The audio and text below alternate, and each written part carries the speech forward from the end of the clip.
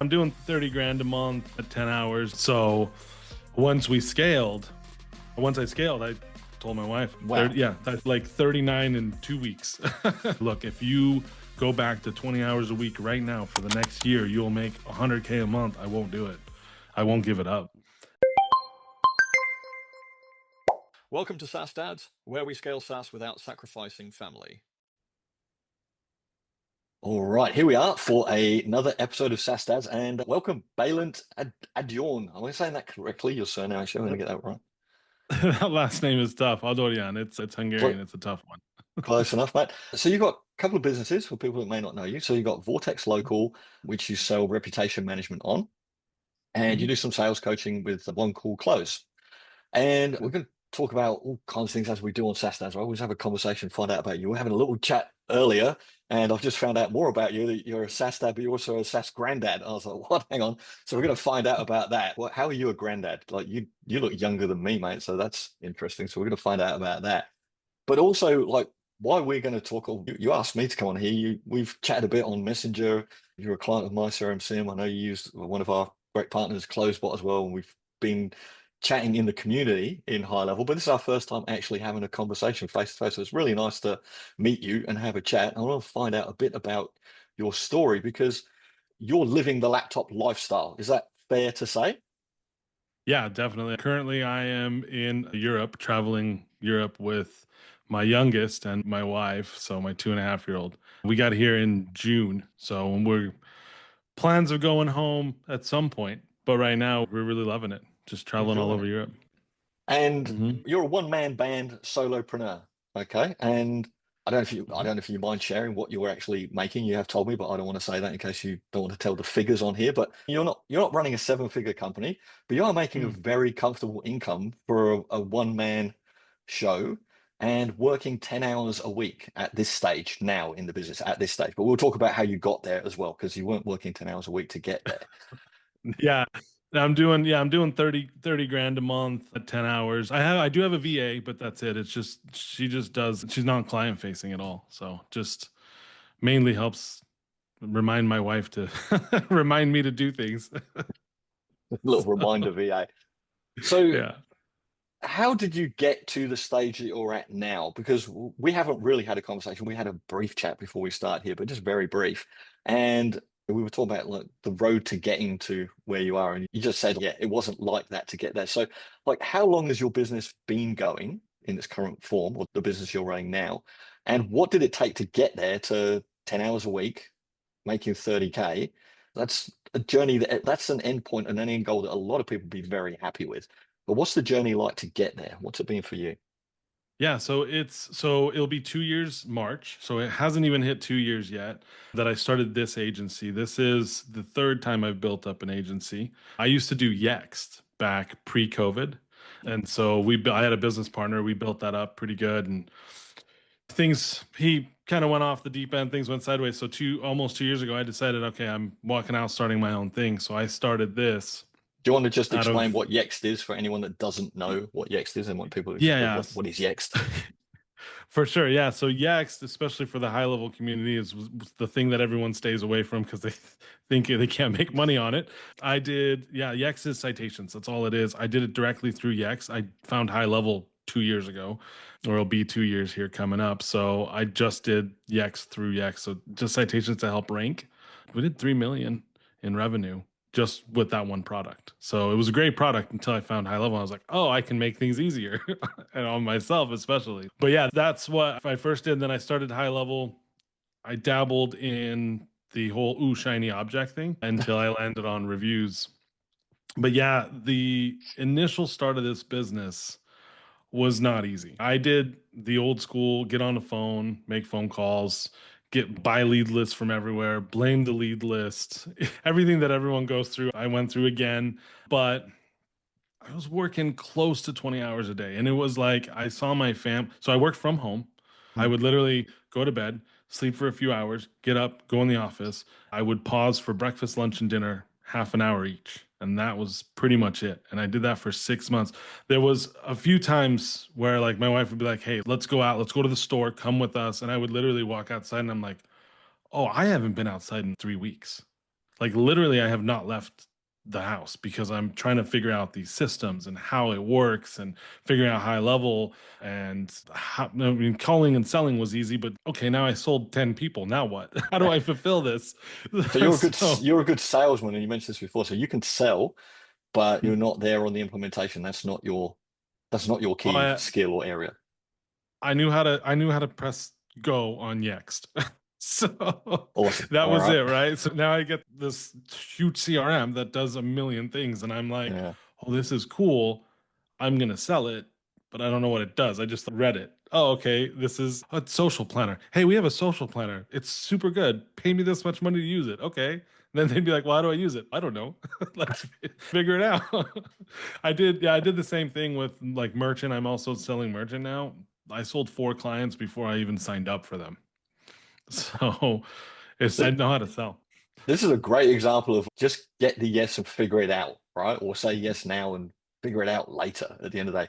Because a lot of people, they get really stuck in the systems. Like the HighLevel community, amazing community of people, does attract a lot of people that like techie, shiny objects, and they can go down the rabbit hole of I've got to have the perfect workflow, the perfect system, the perfect website, the perfect funnel before I can go and sell it.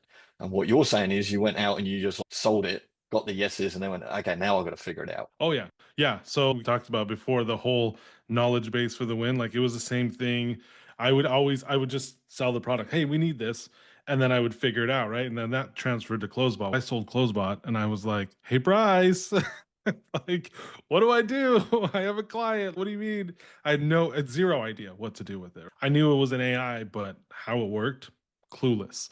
So that the whole like I was the guy that was like, I can't even read this stuff because I can't figure out how to do it. In your community, I was always like, Gary, please help. Please help. You're like knowledge base Yeah. for the win. If Like anyone figure it doesn't out. know, yeah, Bryce used to get that's our tag phrase. So when people ask questions in our community, we have a very good knowledge base, and there's an article to answer 99% of things. So rather than us answering it in our community, if anyone ever asks, we just write knowledge base for the win with a little fist pump and give them a link to the article so you can go and get the answers. And we can, what we're trying to do is educate and train our customers to self-serve and actually figure out how to do that stuff themselves because we need to manage our support and our hours and stuff. That's how we've managed to build and grow and scale. So you used to get a lot of knowledge base for the wins in our Facebook community. I remember that. And you All transferred it the time. over to other communities as well, which I appreciated. It was good fun. Yeah. Yeah. It was I was just the guy that was like, I'm sure there is, but I don't know where to find it. I don't have time. There's so much going on right now. I'm just gonna Yeah. ask, and then at least I got the article. And a good Yeah. laugh. We had a good laugh about it. Yeah. It's fine. It's fine. So So you've gone good laugh. away. I say you've gone away. You haven't gone away anyway. You haven't gone anywhere. You've stayed in a room basically for 6 months. And so your daughter's 2.5 now. So your daughter would have been like 6 months old at that point of time, right? Give or take. Yeah. Yeah, she was very young. I missed, and so this is why we're doing this traveling and not scaling higher.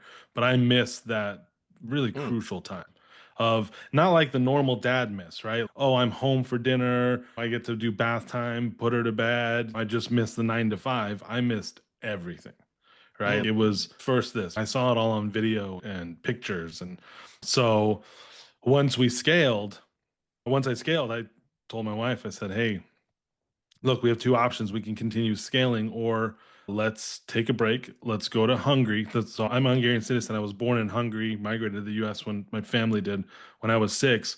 We can get papers very easily because me and my daughter are citizens. And then we'll travel all of Europe. We'll home base out of Hungary. We'll just travel for the next year and then worry about scaling when we come back. And that's how it took off is you missing that time that much. It was really rough. It was really hard on me. that's a big sacrifice to miss that. And how does that go with your wife during that period as well? Because having a young child and a baby is normally stressful enough on a relationship. It's a hard time. And if you're not around and you're not supporting your wife in the Yeah. way that wives do like to be supported, and fair enough, they want you to help and as you should, as a dad, and help out. It's your kid, you're responsible for it. And your wife wants support and validation. Like you're not there. You're not there for that. How was that? You obviously made this up to your wife and recognized that you needed to make it up, right? So obviously you knew you had to do something here. But what was that time like? Because I want people to understand that are listening to this, because I think a large purpose of these interviews that we do is there's people in the HighLevel community that are struggling. and they, oh, you don't know what it's like for me. They see people at different levels, whether they've got their seven-figure company or whether they're living the laptop lifestyle, making a good income like you are and traveling around and go, it's all right for you.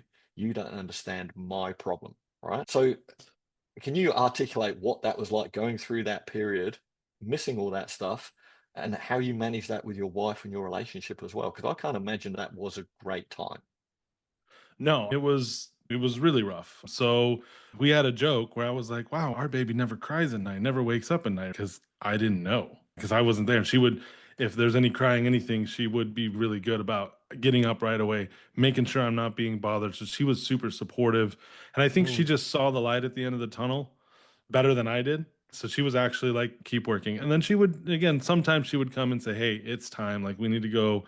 Even if it was a shopping trip, right, to the local grocery store, that was our little bit of time together, but she just stuck through it. I think she just knew we didn't have the plans of, hey, we're going to travel the world. We just had the plans of, I haven't really worked for anybody else. I want to do this on my own. I've been in sales 15 years. This will be the second time I've had a business that I've got screwed over by a business partner, for lack of better words. And so she was like, look, just get it done on your own and we'll push through. But yeah, for her, it was hard too. It was very mm, hard. She's a single mom, but also having to take care of a man child because I wasn't helping with laundry. I was just making more dirty clothes. I wasn't helping with dishes. I was adding to the pile. yeah, Yeah, it yeah, was definitely very hard for her. It's not an easy thing on a relationship, but that's exactly why we're doing this. Looking back on it now, it's, oh, that was terrible, but not a lot of people can say that, hey, we were literally, we just got back from Vienna. We were like, hey, let's run to Vienna real quick. mm, Just jumped in the car, went to Vienna, checked it out for a couple days, worked from there in the hotel at night because it's great because the time difference is really good. I start at 4 p.m. local time, European time, because I work US hours. yeah. So it's perfect. I get all day with the family. So it's a Right. complete switch. So So your wife sounds like an absolute champion, I think, but yeah. she was aligned and she could see that light at the end of the tunnel is really important. And I hope that people who have got partners that get that support as well, because that is a really important thing. I know in my relationship with my wife, like we've been through various things and various business stuff, but we've always been aligned with the end goal of the lifestyle that we wanted, or things that we wanted to achieve. And that's so important to have that supportive partner in your relationship. So applause for her, mate, definitely. And Yeah. hopefully Yeah. you're buying all the flowers, all the chocolates, doing all the trips, all the gifts, Yeah. making Yeah. sure that Yeah. she's all right now. She does get spoiled now, so she's earned it. It wasn't just me. Like I obviously if I didn't have a child and was just by myself single, it would have been the same thing, but there's no way I would have done this without her with having a family. It's not possible. Yeah. It's not. And your daughter now as well. So now you get to spend that time with your daughter. What does it mean to you Mhm. now? You've gone through all that. What does it mean to you now to be a dad to your daughter and be able to spend that time with her? Oh, I love it. It's great. It's the greatest thing. I actually started over. My youngest up until this 2.5 year old is now 18. So I want to dig into this, mate, because I was gonna get there, but yeah, you told me you're a granddad. I just knew you had Mhm. a 2.5-year-old. You're a grandfather. Yeah, I am. I became a grandfather at 39. 30, Wow. yeah, that's like 39 in 2 weeks. So I was barely in my 39s. I'm 42 now. He just turned three. But yeah, so I have a 22-year-old, a 21-year-old, and a now 18-year-old, and then a 3-year-old grandson and a 2.5-year-old daughter. So my wife was pregnant at the same time. Like there, it was like my grandson was born, my wife was pregnant. Like it was happening right at the same time there.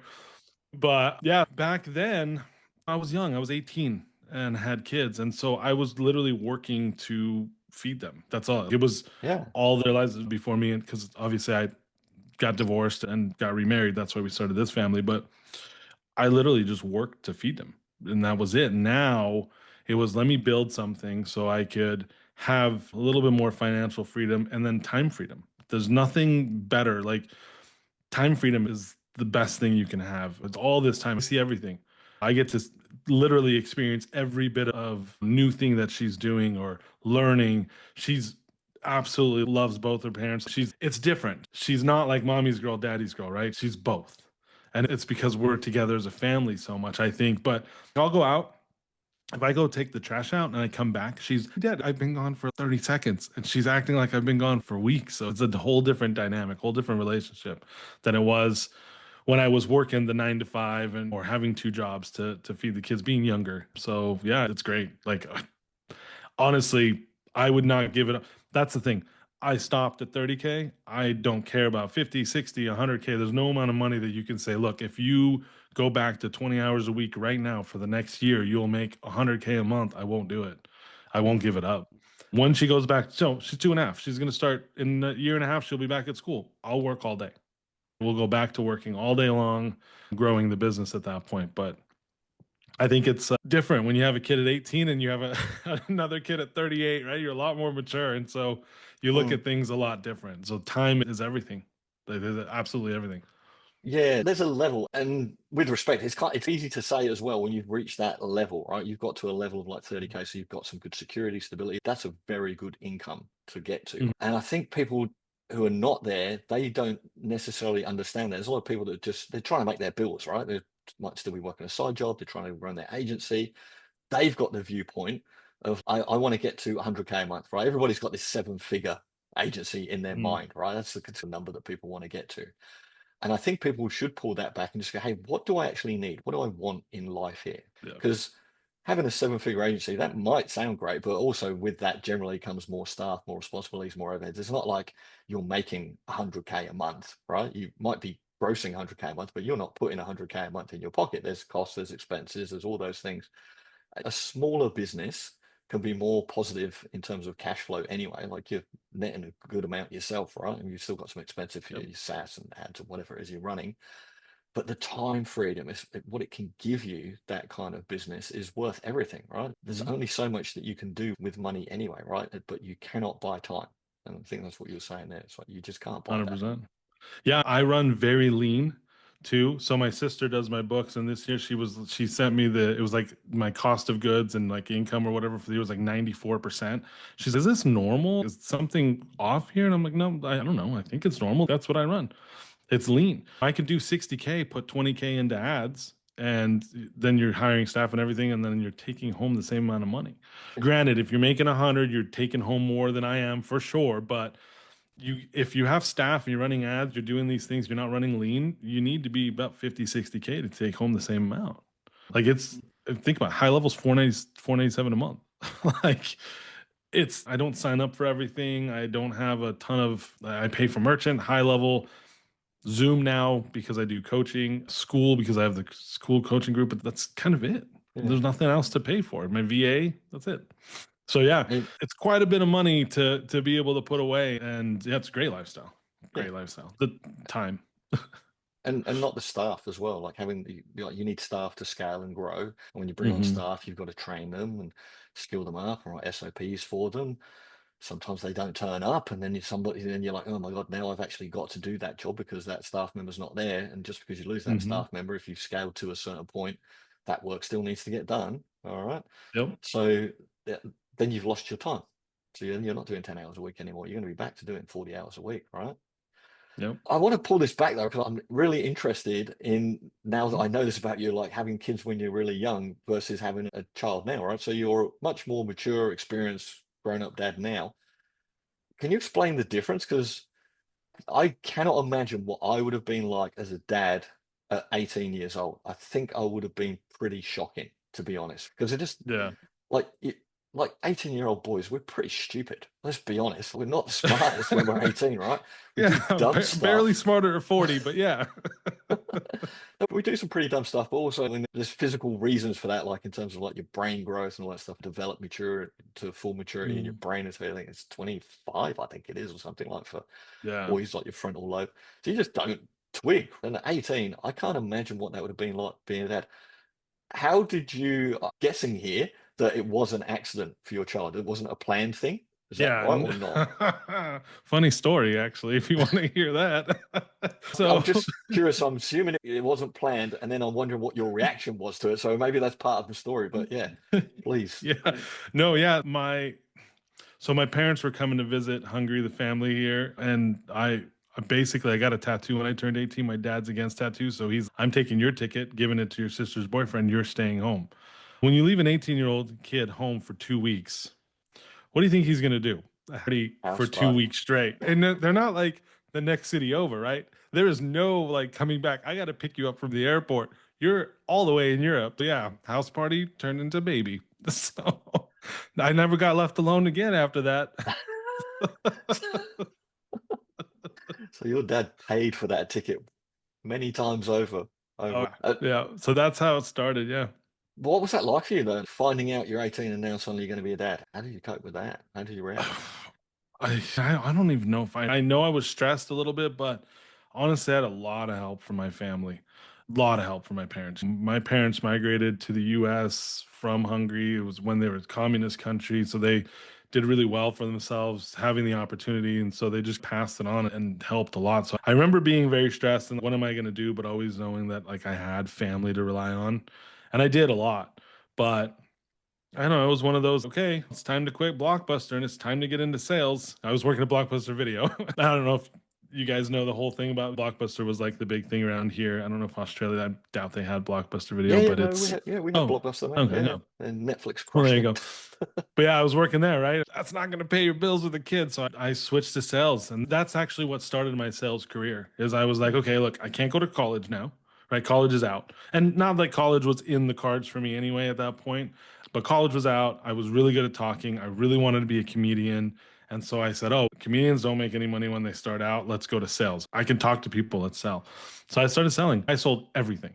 Knives door to door. That was my first sales job. Cutco knives door to door. Worst job in the world. It's door to door sales already sucks, but then hey, do you need a knife for $800? And this was 20 years ago, right? It's a long time ago, but yeah, I just jumped into I remember I need to work, I need to work, and I need to get in sales and I need to learn to sell. And that's what I remember. And just always being like, what's gonna happen tomorrow? There was no like now it's like what happens in a year from now, or those are kind of the worries. But there was a daily, what do I do tomorrow? What do I do tomorrow? How are we going to buy food tomorrow? How are we going to do this tomorrow? Diapers, mm. formula. So those were like the stresses. And then you just buried it away in your work. So I wasn't really, I don't know, it was different. I wasn't really around the same, like mentally, I wasn't there as I can be now, being older. Mm. That stuff. And so now being a granddad, so is it your son or daughter that's had a child? My daughter, Your daughter. my middle child. Yeah. Okay, so she's about the same age as you were when you had your first child. Yeah, pretty much exactly. Yeah, that's it. I was 18, and so yeah, it was like she missed it by 6 months. Yeah, I mean, you can't be mad at her. Nothing to I say there. was 100% the same. Hey, I got to tell you something, and you can't be mad. What? Like, Yeah, what are you gonna do, Dad? But yeah. how do you try to advise her, maybe, or like, what wisdom can you pass on to her? Because you've been through it, right? So you've actually Mhm. walked that same path as her. And how did you communicate that to her and they say, okay, look, what was the conversation like there? Oh, yeah, that was a tough one. It was the typical, honestly, it was the same conversation that I had with my parents. It was like Yeah. they would be like, "Look, this is going to be hard. This is what you need." Okay, yeah, sure. Uh-huh. Yeah, I got this, right? The whole same thing I did to like just denying how hard life really is and whatnot. But it was just, hey, look, here's the advice, and this is gonna not be easy for you, and I'm here to help. And that was the nice thing is I was in a position where I could say, yeah, I can help you, right? As Mm, grandpa, whatever you need. So it was the conversation was literally trying to give advice and pretty much being ignored and the normal conversation you have with a kid. yeah. And you got to let them. I learned that you have to let them make the mistakes on their own. That's it. You can tell them till you're blue in the face, but until they make it, they're not gonna listen. They're not gonna understand either. So I've notched back on it, and I'm just like, okay, here's my advice. Do what you will. And then she comes and, Daddy, I messed up. I didn't listen to you. It's, okay, no problem. We learn from it. We move on. That's just how to do it. I don't know. It's tough, right? I'm still a young grandpa, and that's the hard part. Mm, Being here as I do, I'm missing time with my grandson, but I'm going back. That's going to be the main focus soon as we get back. Is been putting that time in with him. It's really interesting because a lot of people I talk to, in SaaS dads or some of the mums that I've spoken to as well, I often ask them, go, what would you say to your younger self? And you've actually got the opportunity to do that with your daughter and then help re-guide her along, right? Because you can actually go, Yeah. oh, that's actually happening. So, yeah, that's really interesting, man. I can't imagine how I would. Yeah, I can't imagine how I would have gone through that journey like you did at that age, being young, having a child. But I do think that what you're saying there in terms of letting them make their own mistake and just forgiving them, letting them get it wrong, and just say, all right, come back. It's all good. We'll move on. You can't blame your kids for making Yeah. mistakes, right? Because look how many we make in all aspects, and still, we still get stuff wrong, Yeah. right? We're not getting everything right all the time in our lives, our businesses, and everywhere that we go. Yeah. So, Yeah, no, and what's funny is it was my wife that, so her stepmom, and she's younger, obviously, right? So she's 29, I'm 42, she's younger, but she was the one that was like, stop, let her make the mistakes. So it was weird. mm. She was the one that caught on and was like, this isn't working. You need to just let her make her mistakes and then be there for her. And yeah, so we had a little bit of a falling out for a whole week and a half, like you do with kids. And my wife was the one that brought that back together. She was like, listen, your dad's just trying to help. And she's telling me, look, she's just like you were 20 years ago. She's acting exactly like you were. And that's how I realized that, yeah, you just got to let him do it. My grandson's healthy. He's being fed. He's got diapers. He's got clothes. He's got a roof over his head. So he's got all the necessities. So at this point, the mistakes that she's making are not like crazy life-threatening mistakes. They're just like little things that we still, like you said, that we still do. Well, except for me, I'm perfect. But don't ask my wife. She'll tell you otherwise. Your wife sounds perfect, mate. I don't know about you, but your wife Yeah. sounds perfect. All right. So, Yeah. um, She's awesome. just give us a little insight. I think we've got a bit of an overview, but what's a daily routine like for you now? Run this business, you're traveling, you've got some really good freedom there with your new daughter. How do you manage? What's a day look like in the life of you and your family now? So now it's I usually wake up in the morning, check emails and everything, all the socials, DMs, emails right before I get out of bed. And then it's the normal life that you have on a Saturday, right? But it's every day for me. It's breakfast, we go out, we pick something to go do with our daughter as a family. And then on work days, basically 4 o'clock is when I clock in. And so I'm clocked in, if you will, from about 2 a.m. And it's if somebody texts me with an issue or calls me, a client calls me, I just take the calls. That's basically all I'm doing. And now that I started coaching, I am coaching and making videos for coaching. So it's a little bit more with the coaching. But yeah, that's when my work day starts. So lately I missed out on bath time and that's it to build the coaching side of things. But I'm not trying to jump into it like I did I'm not trying to be pushing 20 hours a day. And luckily coaching doesn't require that. So that's good. A lot of it's just, hey, make this video for me, explain, and then 10 people can use the help from that video. But yeah, it's honestly every day is a Saturday. That's the best way to look at it. Every day is a Saturday, and then I'll get a couple text messages and emails and phone calls that I'll reply to, and then I go to bed, and then I wake up, and then the last half of the day, because I'm sleeping when it's like evening time in the US. So there's a lot of clients that I have that'll text or email me or whatever, and then Mm. I just reply to these emails in the morning, and then that's it. That's it. It's a rough life, I know. It's Yeah, Saturday every day. sounds terrible, man. And then dropping off to Vienna when you want to go for a little day trip and stuff like that. And before the coaching, because I do coaching, like group sessions on Monday and Wednesday, we didn't really know what day of the week it was. Like I would get here in Budapest, you have to pay for parking and stuff when you're parking Monday through Friday. I get tickets all the time because I'm like, oh, it's Saturday. It's not Saturday. I just don't know. We just didn't keep track of the days. It didn't matter. It literally was every day was a Saturday. And it was, I don't know, it's a hard thing to get used to, but it's an awesome thing. Yeah, I think it'll be hard yeah, yeah. Get going back to scaling. back to the real Hmm. world and scaling and growing things up. Is this a business or a type of entrepreneurship that you want to pass on to your kids? Because you've got three other kids that are at working ages.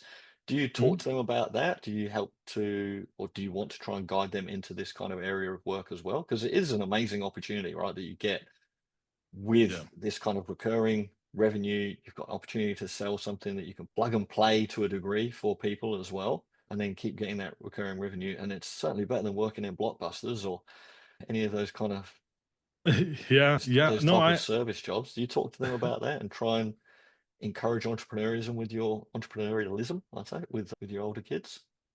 Yeah, yeah, they're not about that life. They're That's not interested. yeah, no, it just doesn't for some people they just don't see it that way. I don't know what it is, but I've tried, I've talked to them, hey, you guys should. And I think the big thing with entrepreneurialism is that initial leap. There's so many people that are just so scared to take that initial leap.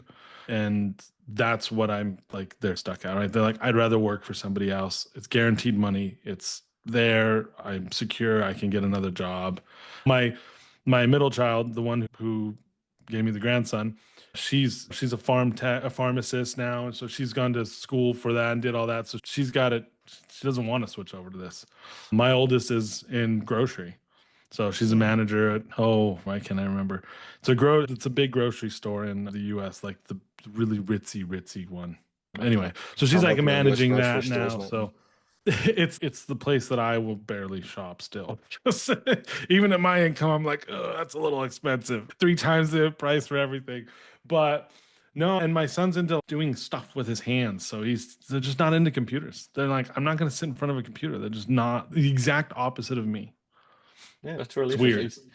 Yeah, you would imagine that they would see their dad off doing this and traveling, and they would look at that and go, "Yeah, that's not a bad life." Maybe they will at a point in time when they get fed up with work. I guess Yeah. starting starting It's work and going working for somebody isn't a bad thing as well. Anyway, I don't no, think like you start there and no. figure out that you maybe don't like a boss and you don't like having to go to a place 9 to 5 and wear a uniform and do all that kind of Yeah. stuff. I don't think it's a bad thing to put kids to work somewhere so they can figure stuff out and realize maybe that there are other better opportunities out there. Yeah.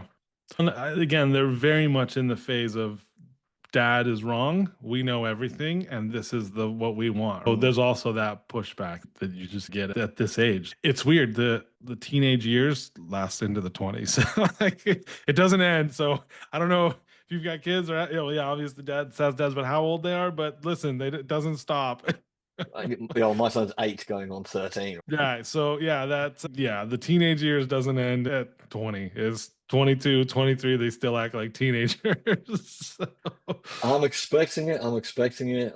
I already talk to my son about it all the time and just go, hey, look, you think it's going to change? He's pretty good. I say he's 8 going on 13. He has his moments, but he's pretty yeah. good. I've tried to have a really good relationship with him because I didn't have that with my dad. Like I grew up with my parents are separated.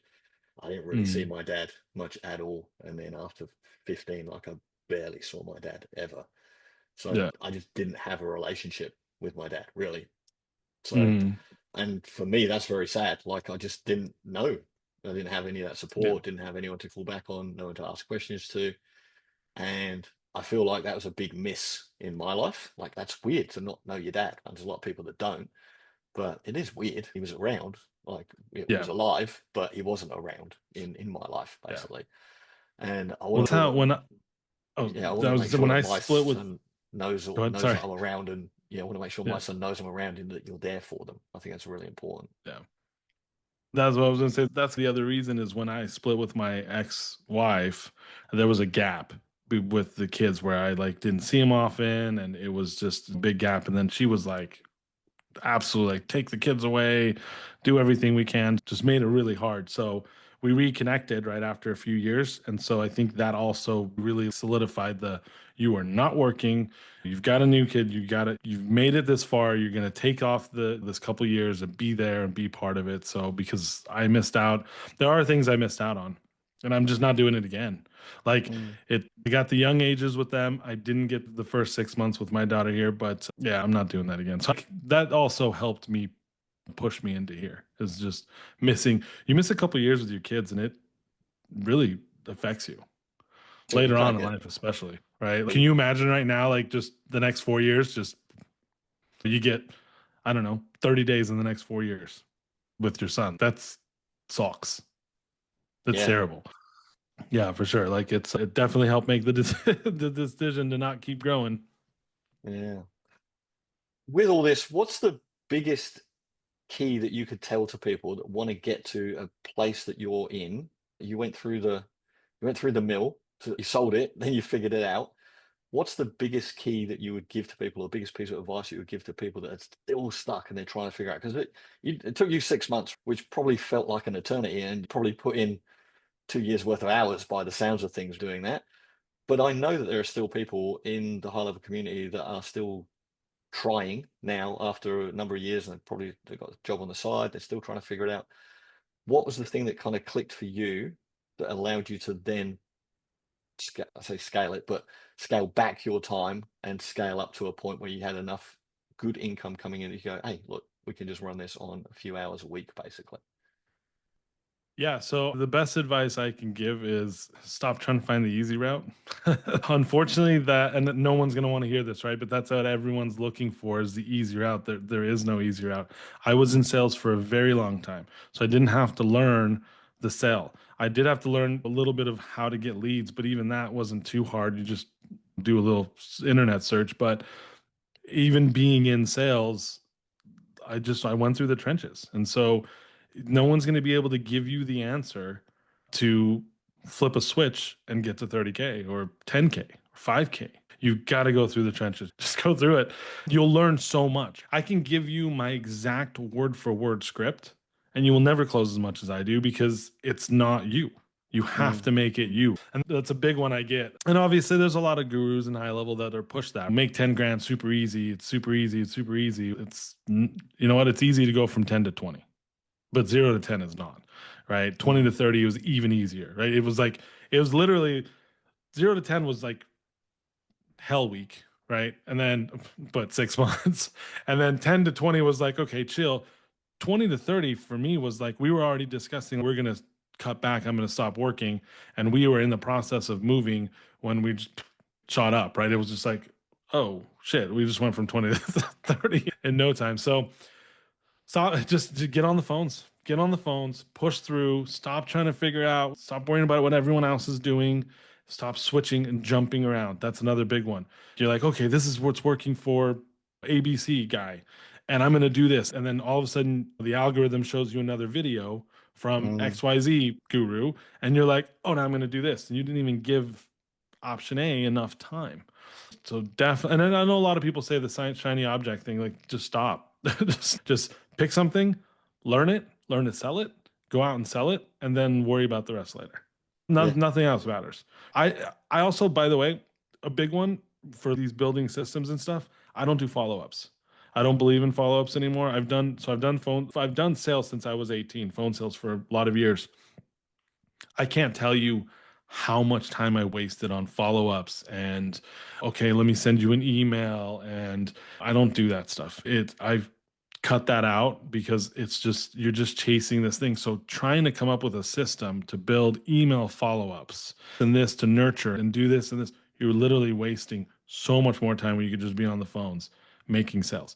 Systems don't put money in your bank account. Obviously, if you're building, like you built a system that makes you money, right? But that's not going to be the average agency. We're just looking to sell your system and that's it. Just get out there and sell it. Who cares? Figure it out.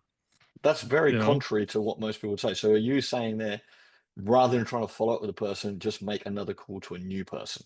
Is that what you're basically 100%. saying? Yeah. 100%. I don't do Zoom. So this is another one that is very contrary to popular belief right now. I don't do Zoom and I haven't. And people are like, we did a couple years ago for a little bit. I've had people like, oh, this is revolutionary. And I tell them literally, look, you have to understand phones existed before Zoom. We were selling on phones well before Zoom was around. And we were selling coaching products for 10, 20, $30,000. Oh, how much is on that credit card? Okay, let's split that up over your 3 credit cards because you don't even have enough money to pay it without a Zoom call. And so you don't need Zoom for any products nowadays. It's actually, and especially if you're home service industry, which I know a lot of high level people are home service. How many appointments are you booking where you spend weeks sitting in front of your computer waiting for the appointment to show up and they don't show up? You could have made 10 cold calls and closed one of those deals and been done with it. Obviously, I have a lot of experience on closing, and so it's a little bit different. But if I cut out follow-ups completely, I would have got to 30K way quicker. That's it. That's very contrary advice, I would say. A lot of people are going to shake their head at that. Probably me included to great. We don't even do sales in my business. We do marketing, and then people come in. I had this discussion with someone at a conference recently, and they were like, what's more important, sales or marketing? And I said marketing, because I think if you do enough marketing, then people will come ready to buy your product. but it also Mhm. depends on what you're selling or what your product is. Take McDonald's for example, because this is how I had this is how I won the argument. That's what I was like. Take McDonald's, right? McDonald's don't sell, right? They just do a Mhm. ton of advertising. People walk in ready to buy, and then at the register they have a little bump up, right? So that's McDonald's. But it does depend on the business, right? I could totally see that in some businesses, right? Yeah, no, some businesses you've got to have sales on there, right? And you can just make money from doing hardcore sales. I still think Mhm. marketing is more important, but it does depend on your business. So it works really well for us, marketing, and then we have automation follow-up. So people join one of our programs, they join our group, they'll get some emails, they get some follow-up, but we never do sales. I don't like sales, me personally. I'm not a Yeah. salesperson.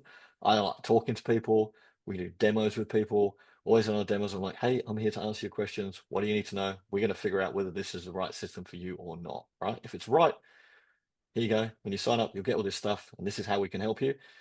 If it's not right, because you tell me you want to do certain things with text messaging and it's not going to work for you, I'm going to tell you that too.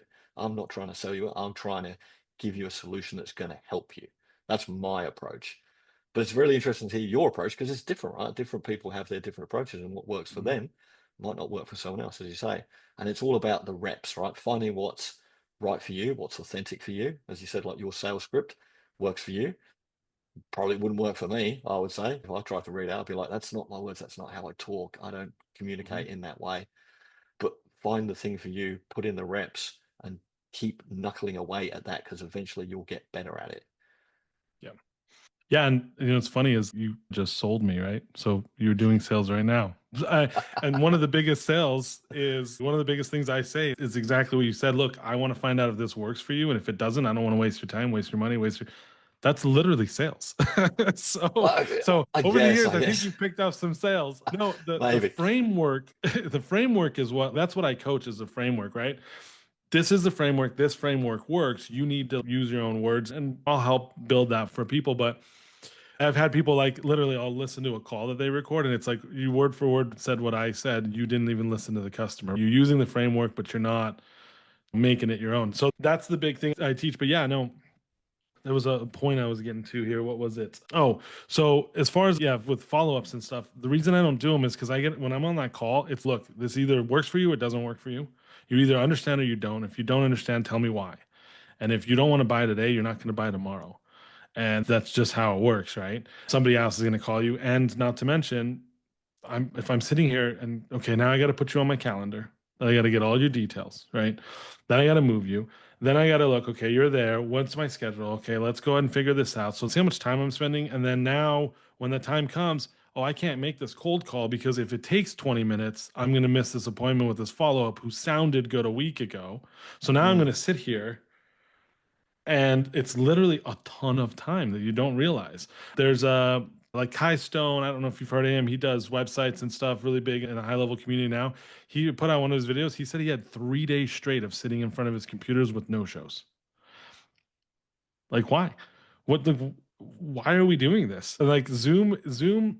So look at it this way: when I'm trying to sell you something, Mm. and you're like, I don't really know, I don't really understand, or I don't really want this, or you don't know, and I go, hey, let's set an appointment. Okay, cool. You just gave me an easy way to get off the phone.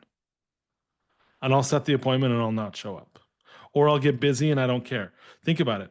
We don't even, into this day and age, we set doctor appointments and don't even show up for them and don't even courtesy call half the time. Half the people don't even courtesy call and say, hey, I'm not going to make it. They just don't show up.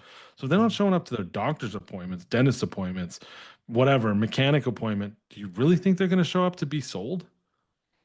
Like the show rate is so little on these booked appointments. Just yes or no, moving on to the next one. And it's crazy how much quicker you grow. And I know I understand like people are like, oh, nurture and do this and do that. Fine. Totally fine, but quit wasting time building the system to nurture if you have zero clients. Go out there, get your clients, then worry about building it when you're at 2, 3, 4, 5 grand a month.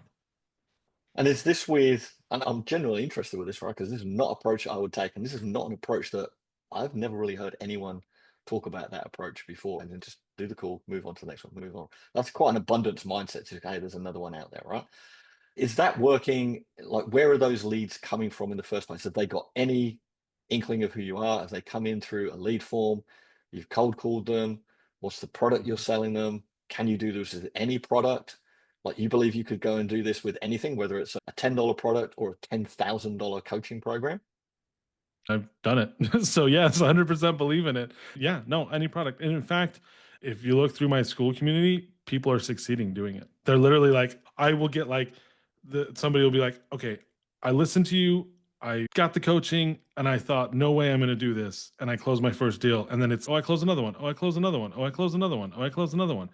So I have a couple people that were like 6+ months to get to 2 or 3K MRR. Sat down. One guy went to 10K 4 weeks later. So it took him 6 months and then he hit the 10K, right? 4 weeks later. Another guy doubled in 2 weeks. And it was all this whole mindset switch of I'm done. I talked to 100 people and I pitch four of them. I talk to 100 people, I pitch 100 of them, Mm. right? If I'm a terrible salesperson and I close at 10%, which is a terrible sales close rate, that's 10 people. If you're a great salesperson and those four you close 50%, that's two in the same amount of time. So it is a different mindset, but at the end of the day, you're wasting less time. And in any industry, you have something called laydowns. 10% of the people you talk to are going to buy from you no matter what because they happen to be looking for the product or they've been pitched 10 other times by somebody that set up appointments that they didn't show up to. And so they're like, okay, now you're like the fifth touch to them. Okay, yeah, this guy went over it with me. I know I need this product. I lost my train of thought on that again. But yeah, you just don't need to do follow-ups. There's really no reason. If you don't want this, you don't want this. What's going to make you change your mind? Now, granted, this is talking about high level stuff. Okay, my CRM sim, for example, you can't just call anybody off the internet and go, "Hey, you need my services." But imagine in a world where high level said, "Here you go. Here's all our contacts." I would never follow up with them. I would just call every agency and go, "You need this, right?" Because people are just going to buy, and the rest is going to waste your time. And I'm not saying that not everyone, you just have to know which ones, but very few. I just did one 2 days ago. That's a two-call deal. Like going against what I say, but like the guy called his current marketing company in the middle of my cold call pitch. And he was like, "What do you do?" And I was like, "This is the same thing we do. So you probably don't need this." He's okay, got off the phone with them and said, "Listen, they're doing it manually. You're automating it. I'm paying for manual labor. What I'm assuming automation's less. Yep. It's obviously I knew what he was charging, he was being charged. I lowered the price. Done deal. He's cool. I just need to call him back to make sure I'm not in contract. I have a meeting with them Thursday. I had heard that they had a meeting. Like I had talked to the marketing company. So I was like, I'm not pushing this. I know you Mm. need to call them and get out of the contract. You wouldn't have said, let's get off the phone with them and let's you and I talk if you weren't actually serious about this. So that's different. But no, that's one in a, I don't know, 1,000 that I'll do a follow up with. Or send me an email. No.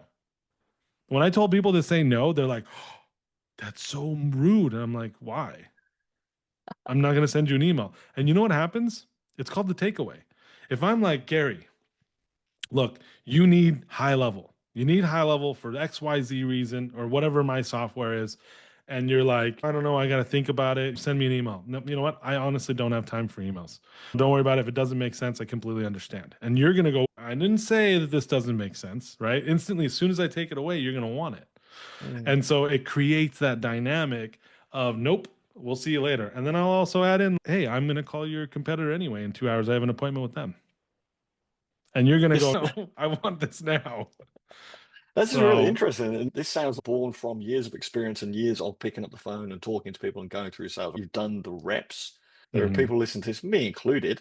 I don't think I could do that. All right. Because I haven't had that yeah. experience of doing, I have done a lot of sales. I've done a lot of calls, I've done a lot of demos, I've done a lot of that stuff, but I'm not at that level as a salesperson. All right. So I would be uncomfortable doing that. I bet there's a lot of people listening out there that are uncomfortable doing that, but I bet there are some people out there going, that's an interesting approach. Maybe they should give it a go. Yeah, you would be surprised. Like, and that's really the like pushback I guess I get a lot is like, this is really uncomfortable, but as soon as you do it, but like you said, you're like, I'm not a salesperson yet. Right after that, you gave me a sales pitch. You've literally, and you just don't, but you don't even realize you're doing it right because it's just second nature for you at this point. To talk the way you talk about my CRM Sam or anything else, it's just second nature, but you're selling. You're I using the guess, frameworks yeah. of selling. Yeah, I guess I do. Because I do exactly that. Like, but we do have follow-ups. So we have automated follow-ups for people to hit our Right. demos. There's emails and stuff to go. And just tick a button and then we send them emails. But we're never setting appointments for people to follow up.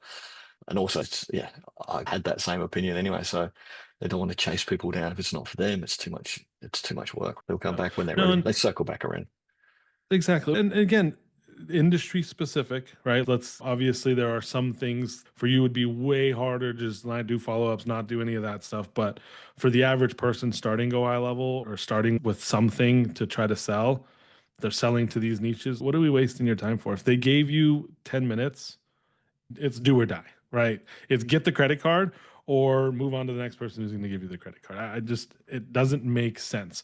The Sure, you're going to get some of these by follow-ups, right? That's absolutely true. You're going to close deals, but the amount of time you're wasting on that is you're going to end up closing less deals overall. So does that like math make sense? Yeah, I'm yeah, not saying you don't sell. I'm just saying you'll sell more without it. But you have to ask for the sale on the phone. And yes, that's where 15 years of experience comes in, where I can say, I know what to say. I know what you're going to say. I know what you're going to tell me. I know you're going to tell me you need to talk to your wife, but I know that your wife is not your business partner. And I know you're not going to talk to your wife. And I know your wife doesn't care as long as your business is succeeding and you're happy. I know these things.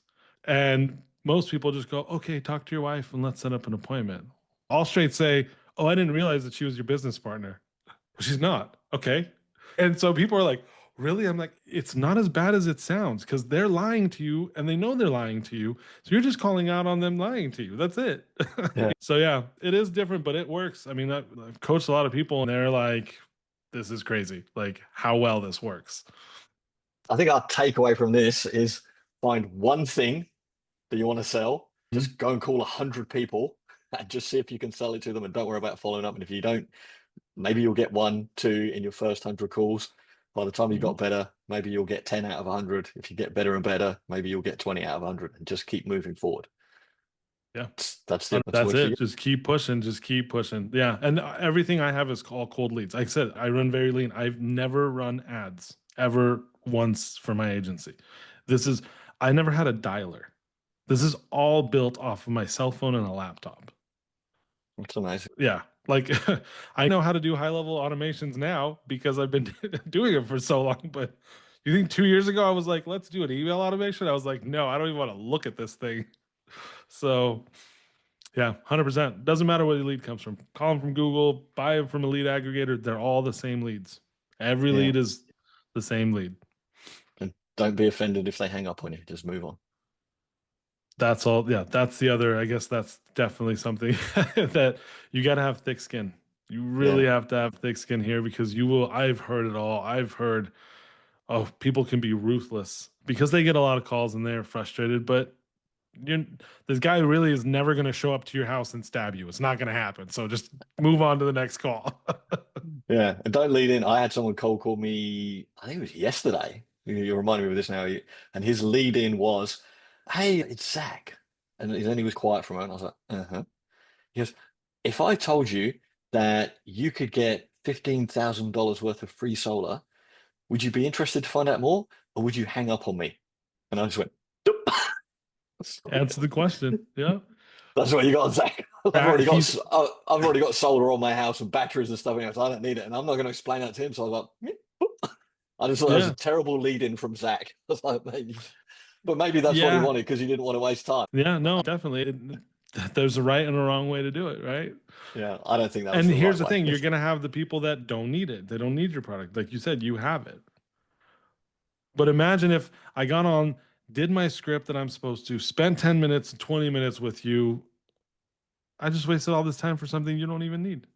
Yeah, But yeah, that lead in's definitely there's it a lot wasn't. of work there. Tell him to Yeah, come join my community. I'll help him out. Call him back. What's his number? yeah, I don't know, mate. He's out. He's out. I'm not doing follow-ups, mate. There We've you go. established we're See, not doing that. look, we learned something new today. No more follow-ups. 100%. Mate, what's exciting for you for the future? I know you're traveling now. You've talked about going back. What are Mhm. you most excited about for the future, for your family, for your daughter? your Grandson. other three Yeah. kids. What does the future look like for Balint and the huge Disneyland. family Lots that of you have? Disneyland. Lots of Disneyland. Amazing.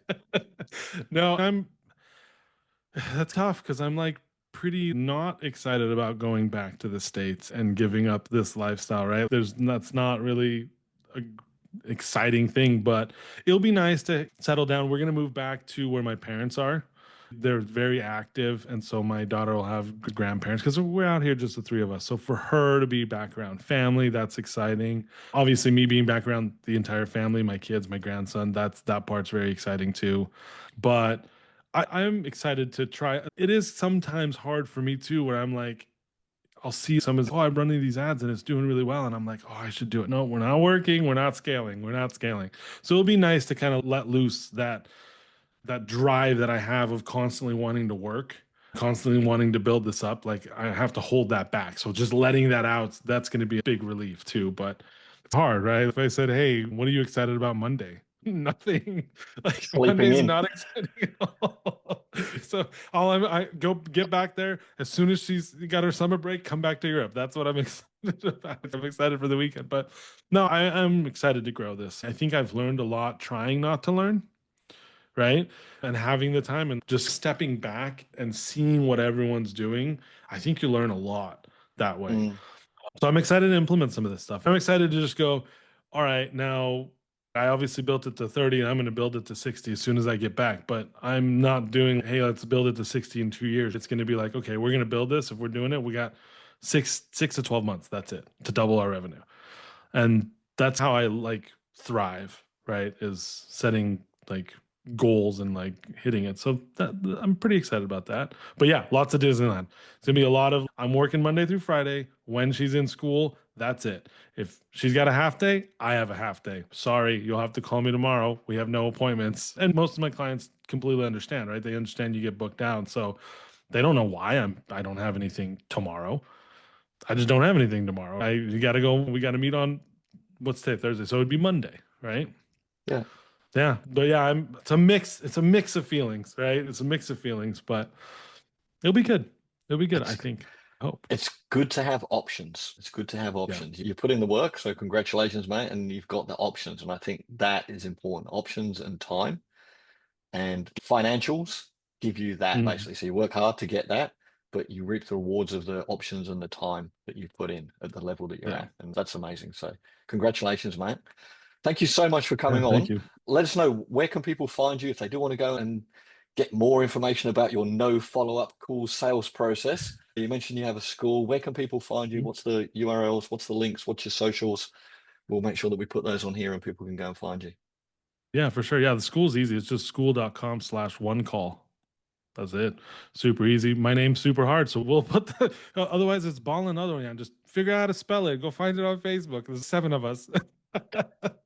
it's, it's common in Hungary, but it's not a very common name anywhere else. But yeah, I think we should just link them because it's going to be hard. I don't want to spell it out.